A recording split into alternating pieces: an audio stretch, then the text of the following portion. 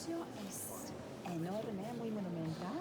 Si uno echa una mirada hacia arriba, se ve que la altura es 100 metros, ¿no? La altura.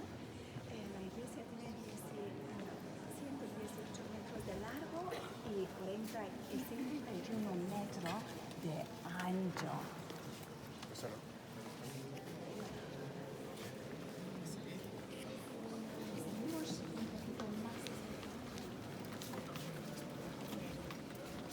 Es una típica iglesia católica, con su cruz, como casi todas las iglesias.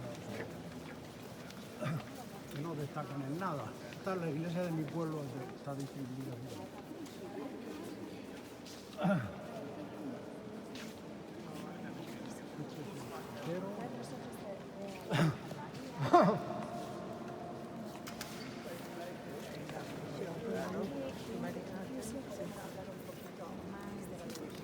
Yo les dije que durante la época comunista fue imposible Aquello es el practicar. coro, esta es esta mayor, el altar mayor, El altar mayor, sí. del coro allí, Arriba, sí. que es una iglesia clásica romana, clásica Es católica. una catedral.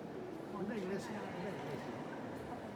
Pero parece catedral porque se trata con una catedral y la manda un obispo, pero no quiere decir que la construcción sea distinta.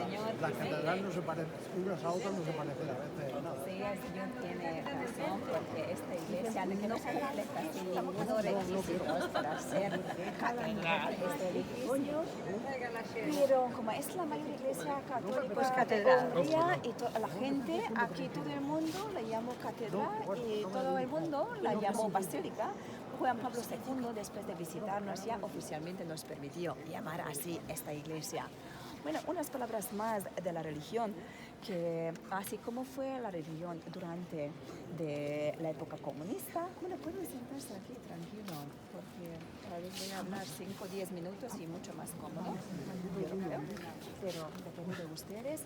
Bueno, para entender por qué la gente no quería irse a las iglesias, porque nadie sabía quién era el espía, si el vecino, el compañero de su trabajo, tal vez el profesor de su hijo, o alguien de la familia, o el cura mismo. Porque ya fue muy sospechoso si un cura católico, por ejemplo, en Budapest podía seguir como cura, porque los curas de Budapest estuvieron en la cárcel o fueron mandados al otro extremo del país a una iglesia pequeña. Para entender la situación como era en la capital, como yo soy de la capital, allí fue imposible practicar la religión. Pero si me fui a mi bisabuelo, quien vivía al lado de la frontera de Ucrania, en un pueblito muy pequeño de 200 personas, allí cada día por la mañana y por la noche también nos fuimos a la iglesia, porque ahí la gente se conocía y sabíamos muy bien que ahí no existían espías.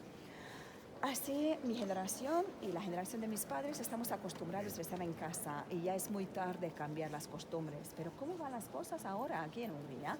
Ya cambió mucho la situación. Ya en las escuelas, por ejemplo, en el colegio es obligatorio tomar una clase de religión una vez por semana. Pero ¿qué pasa si alguien no viene de una familia religiosa? Generalmente todos somos religiosos, pero si alguien no viene de una familia religiosa, el niño tiene que tomar una clase de ética. Clase de ética o clase de religión. Se puede elegir. ¿Y qué pasa? Pero aquí vive gente con diferentes religiones. Bueno, tampoco pasa nada porque, por ejemplo, la escuela de mi hija se puede elegir entre la escuela católica, bueno, entre la religión católica, protestante, griega ortodoxa, judía y budismo. Así, hay muchas cosas. Bueno, para entender cómo es la situación aquí, bueno, yo si me preguntan, yo lo digo que yo soy cristiana, ¿sí? Oficialmente soy católica porque vengo de una familia católica, pero, por ejemplo, mi hija en la escuela toma clases de la religión protestante. ¿Por qué? Porque a mí me parecía más simpática la cura protestante, quien era una madre con 7 hijos, que el cura católico sin hijos. Y yo lo creo que fue muy buena decisión porque mi hija, de verdad, tiene unas clases espectaculares con esta madre. Bueno, señores, miren, allí detrás de los andamios, no se ve muy bien, pero allí tenemos 2 santas. Allí tenemos la Santa Isabel de Hungría, quien fue la tía de Santa Isabel de Portugal. Santa Isabel de Portugal recibió su nombre después de su tía húngara.